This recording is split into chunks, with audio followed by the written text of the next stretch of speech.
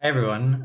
Thanks for listening to my talk. I'm David Woodruff from Carnegie Mellon University, and I'm very grateful to give this invited talk. The title of the talk is a very sketchy talk, so I'm going to discuss the technique of dimensionality reduction, also called sketching, and how it can be used in various problems in data science, machine learning, and numerical linear algebra. I'm just going to go over a case study, which is the regression problem. So I'll discuss some by now fairly standard ways of using dimensionality reduction to solve the least squares regression problem. And then I'll talk about some guarantees that you can get that are not as commonly used, but also very interesting to me. So yeah, what is the least squares regression problem? This is probably the bread and butter of statistics. So you're given an n by d matrix A, and let's think of the over-constrained case. So A is very tall and thin, n by d. And each of the rows corresponds to a point or an example. And so here I've drawn n points. And in the regression problem, you're trying to find a line, or more generally, a hyperplane to fit your points. And so you can model this algebraically as you're given this n by d matrix A, and you're given this n by 1 vector B, and you're trying to find the coefficients which are modeled, the unknown model coefficients, which form a d by 1 vector x to minimize the sum of squares of differences, or equivalently the Euclidean distance between a times x and b. Okay, so you're trying to minimize the sum of what you predict, which is the dot product of the ith row of A and your vector x minus what you observe, bi. And you're minimizing the sum of squares of those differences. So yeah, least squares regression is gives a simple statistical model. Of course, there are much more sophisticated models, but this is still often one of the first things that you might try. It's nice in that there's a closed form solution. When the columns of A are linearly independent, you can write down the minimizer in this form. But what I want to stress here is that for large values of n and d, if your matrix A and vector B are large, the time to compute this closed form solution is fairly slow. Okay, so it's nd squared time, which is, could be prohibitive if n is large and d is moderate. So we seek to use the technique of dimensionality reduction or sketching to improve this running time. And that's what I'll talk about now. So here is what I like to call the sketch and solve paradigm. So we first relax the regression problem. Instead of outputting the x, which minimizes the Euclidean distance between ax and b, we're going to output an x prime for which the least squares regression cost is at most 1 plus epsilon times the optimal least squares regression cost. And we allow some probability of failure, okay? And here's how the technique works. So we're going to draw a very wide and fat, so short and fat matrix S, which is k by n. And we're going to think of k as much, much less than n. This is going to be a random matrix S. Many different families of random matrices work. Let me get to that in a moment. And the idea is we're going to squash A down by computing S times A. Okay, so A, again, is n by d. And we also squash B down by computing S times B.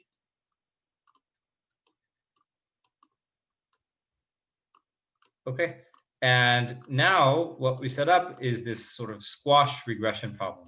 Okay, so we compute SA, we compute SB, and now we sort of in a black box way have another regression problem where A has been replaced with SA and B with SB. The problem is so small now, you can think of this small dimension K as about D, so it doesn't depend on the large dimension N. The problem is so small now that you can afford to compute the closed form solution that we discussed earlier. And the hope is that you get some x prime here. And sorry, let me just go back. The hope is you get some x prime here and you plug it back into the original problem and it gives you a nice 1 plus epsilon approximation. Okay, so that's the idea behind sketching. It's written here for regression, but it applies to many different problems. And let me, answer the natural question that might come to mind, which is how to choose the right sketching matrix. Okay, so that this sketch and solve paradigm actually works. So it turns out that there are many families of random matrices you can choose. So S can be an order d over epsilon squared by n matrix of IID normal random variables. Okay, so entries are independent from the Gaussian distribution. That turns out to work, meaning that the solution you get will satisfy that when you plug it back into the original problem, it's a good approximation with high probability. But S is a dense matrix, okay? So it has, all the entries are non-zero, and so computing S times A is even slower than this ND squared exact time solution. It's ND squared over epsilon squared. But, at least this shows the sketch and solve paradigm has promise. And later, Sarlo showed that if you instead choose S from a much more structured random family of matrices called the subsampled randomized Hadamard transforms, then S times A can be computed much more quickly. So these matrices S typically have the form P times H times D, where each of these factors, P, H, and D, can be applied very quickly to a vector. Let me say what these are. So D is just a random diagonal matrix with each entry on the diagonal independently set to be plus or minus 1 with equal probability. H is a dense n by n matrix, but it's the Hadamard matrix, so it has a nice recursive structure and can be applied in order n log n time. And finally, P, when applied to a vector, just uniformly samples a small subset of its coordinates. Okay, so and the number of rows of P is the same as that of S. You want it to be small so that you squash your problem down, and P can have D over epsilon squared rows, meaning that if you choose P, H, and D in this way, and you form SA and SB, then your solution X, when plugged back into the original problem, will give you a 1 plus epsilon approximation.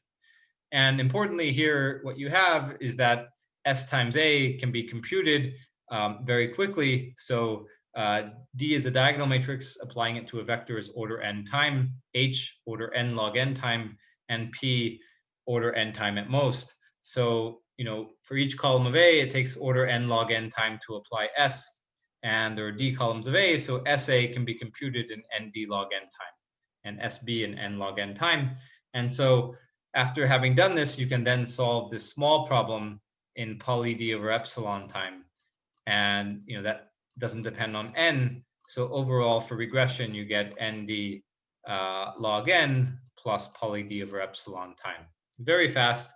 And for dense matrices, this is nearly optimal. ND is the description size of your input. But it turns out for many sketching problems, so that's what I had, ND log n plus poly D over epsilon. It turns out for many sketching problems, your inputs are not dense. So, you could imagine that you might have an input matrix A to regression that is sparse. It only has a small number of non-zero entries. And the question is, can you do better than ND time? Why should you spend so much time reading a bunch of zeros? Can you get time proportional to the number of non-zero entries? And it turns out you can with sparse sketching matrix. These are called count sketch matrices. These are again short and fat, K by N, where K is much less than N.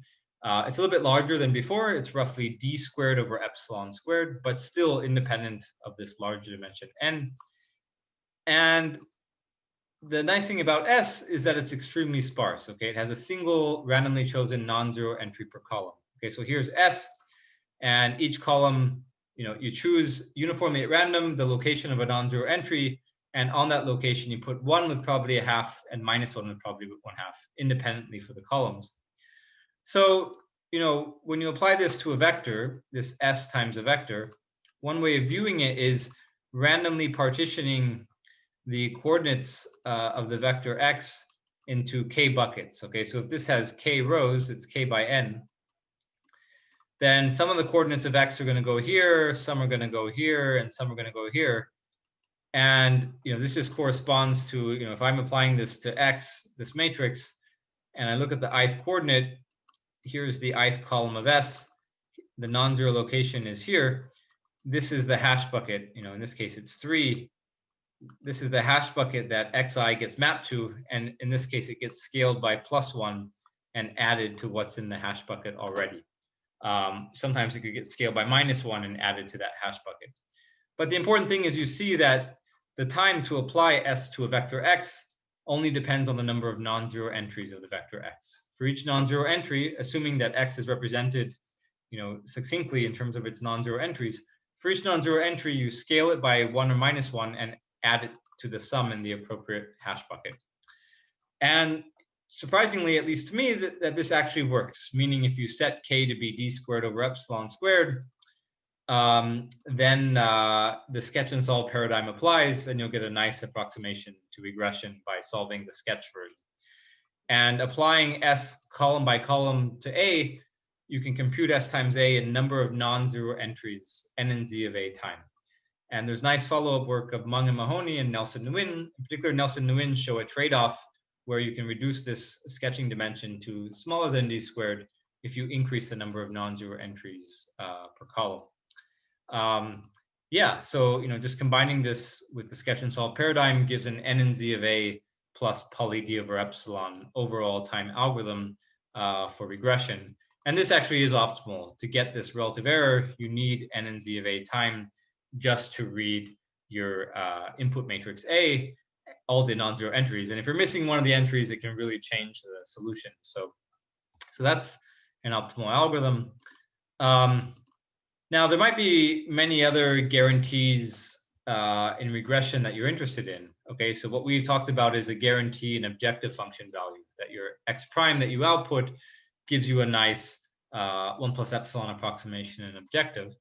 But for some applications, what you might care about is how close is the x prime that you output via sketching to the actual true optimum solution x star to the regression problem, given by that closed form solution to the original problem.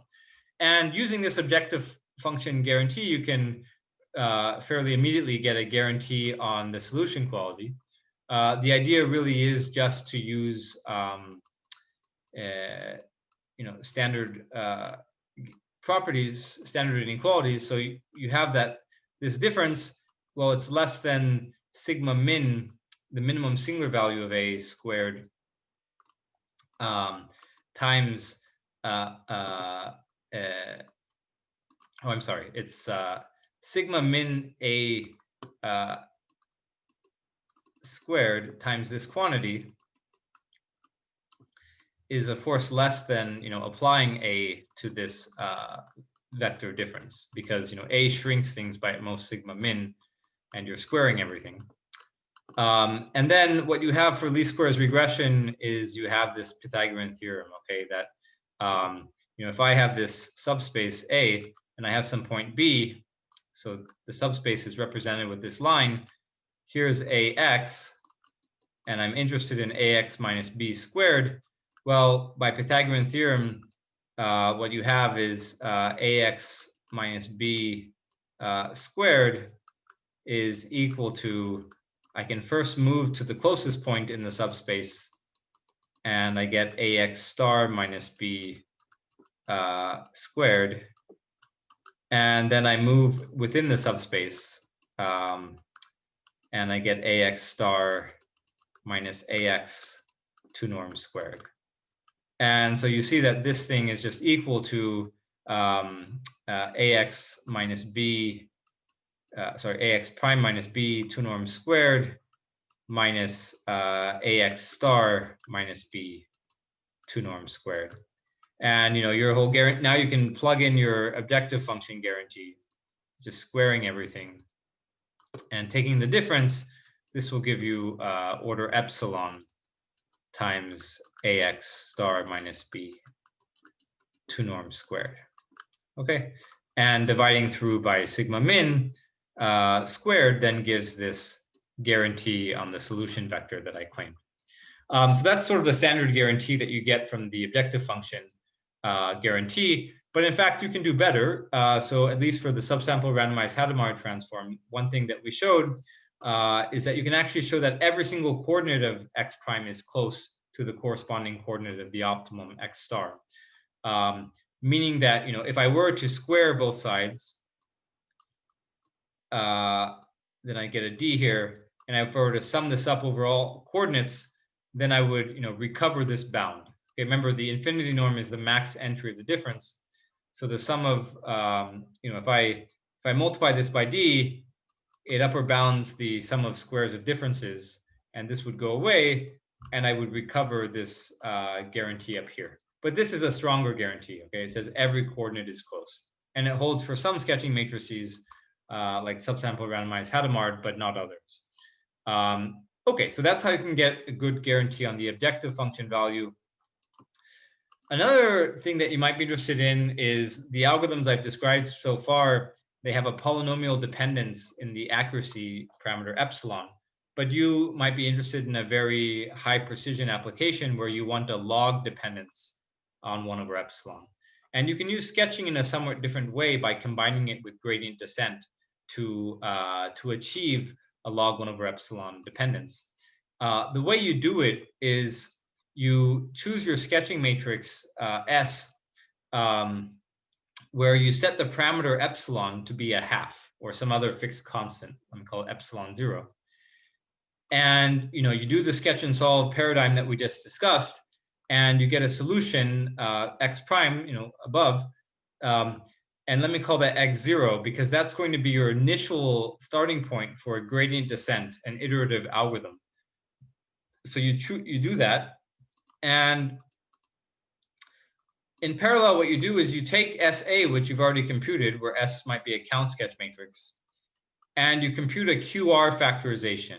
Okay, meaning that nothing fancy here. Q just has orthonormal columns that span the same column span of SA. And R is some arbitrary matrix. So you can get this from the singular value decomposition in our case. The important thing is if you look at SAR inverse, it equals Q. And since Q has orthonormal columns, it means that the condition number of Q, kappa of Q, which is just defined to be the max singular value over the min singular value squared, is actually just equal to 1. Okay, because all the singular values are 1 for an orthonormal matrix. So this is perfectly conditioned SAR inverse. And the idea is, well, what if I took this same R inverse and applied it to A? Now that's much faster because I computed R inverse in the sketch space. So I didn't have to do an SVD or QR decomposition of this big matrix A. I did it of the small matrix, so it's efficient. But I took my same R inverse, which is called a preconditioner, and applied it to the original matrix A. And the important thing is you can show that the condition number of AR inverse is, a constant, 3 in this case, times the condition number of SAR inverse. This 3 is nothing other than 1 plus epsilon 0 over 1 minus epsilon 0. And so the important point here is that SAR inverse is well conditioned. The condition number is order 1. And if you've played around with gradient descent at all, you know that the number of iterations is linear in the condition number and logarithmic dependence on 1 over epsilon, provided you start at a constant factor solution. And that's exactly what we have here. Okay, so we can now run gradient descent on AR inverse starting at our constant factor solution.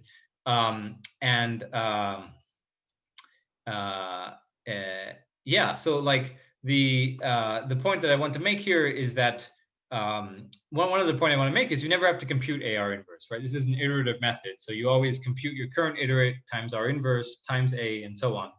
And you never want to compute AR inverse because you don't know R inverse could be arbitrarily dense and complex. So just by doing gradient descent here, you get log 1 over epsilon iterations suffice, and you get some solution x star, and R inverse x star would be the solution for the original problem. And yeah, so that's how you get a log 1 over epsilon dependence. Okay, yeah, so there are many other things you can look at for sketching. In the interest of time, I'm just going to mention these and not get into the details. There's ridge regression, where you add a penalty here. You don't want a high norm solution X. Let me skip over the details. You can get sketching bounds in terms of the statistical dimension. which is often much less than the rank. It works for both under and over constrained regression. There's also kernel regression. So sometimes you take your points for regression and you apply a feature map, and then you want to do regression in the feature space. And I've written a kernel regression problem down here. And this is with a penalty here. You can use sketching to speed that up as well, but I'll skip over how to do that. There's some very interesting sketches that you might want to learn about. There's the tensor sketch of Peg and Pham, which is useful for polynomial kernel regression and other kernels that can be approximated by polynomial kernels. And we recently had some other sketch, an improvement to tensor sketch for very high degree polynomial kernels, where you can get linear dependence in the degree as opposed to a exponential dependence, or polynomial dependence in the degree as opposed to an exponential dependence. So there's also structured matrices. When your matrix A for regression has structural properties, you can do even better. I'll skip over the details, and let me just wrap up here. So sketching is useful for a lot of problems. I didn't get a chance to talk about them, but low rank approximation or principal component analysis, clustering, streaming computation, optimization more generally than what we talked about, and many other applications. I have a monograph on this if you're interested, and let me just stop there. So thank you.